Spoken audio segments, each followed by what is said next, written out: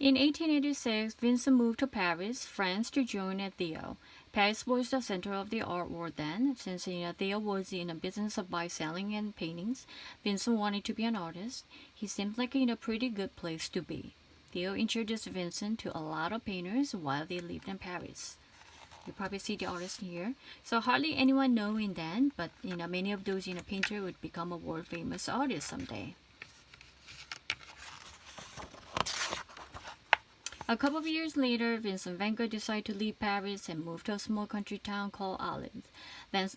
Vincent van Gogh thought Arles would be a great place for artists to get together to paint and talk about their different ideas.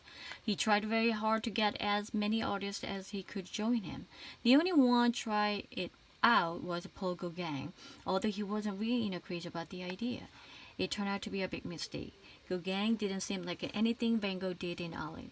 They argued a lot. Okay, this is Paul Gauguin. This is Vincent van Gogh. They are basically actually a good friend, but they really hated each other after then.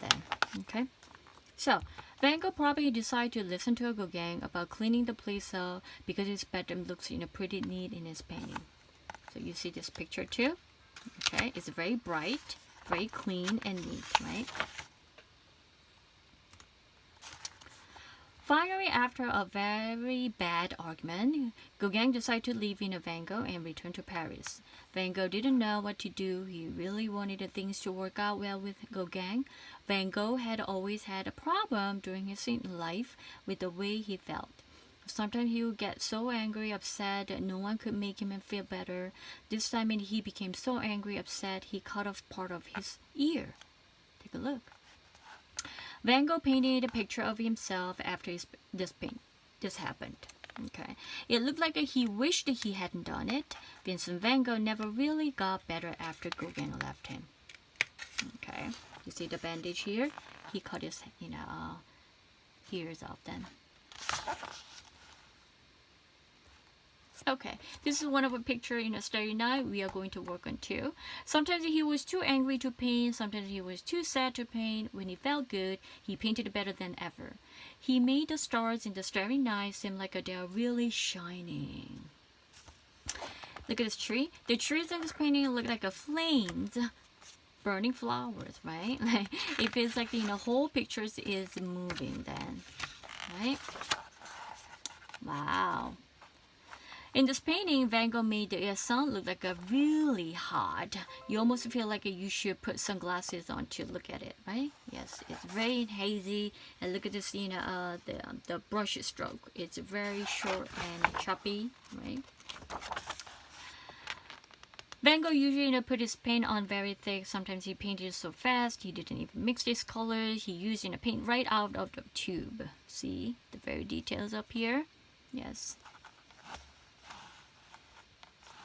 Van Gogh used so much paint, he always running out. Sometimes he stopped buying food in order to buy more paints. He was hungry a lot of times, and he was not healthy.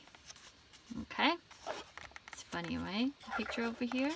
Yes, he loves to buy a lot of paints rather than buying a food. So hardly anyone was interested in Van Gogh's work.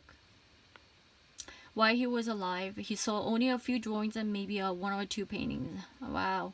People in the 1980s and 1990s, 1880s and 1890s, they just weren't used to the bright moving pictures that Van Gogh made. Today things are different. People have learned how beautiful Vincent van Gogh's art is. Now his paintings are some of the most popular in the world.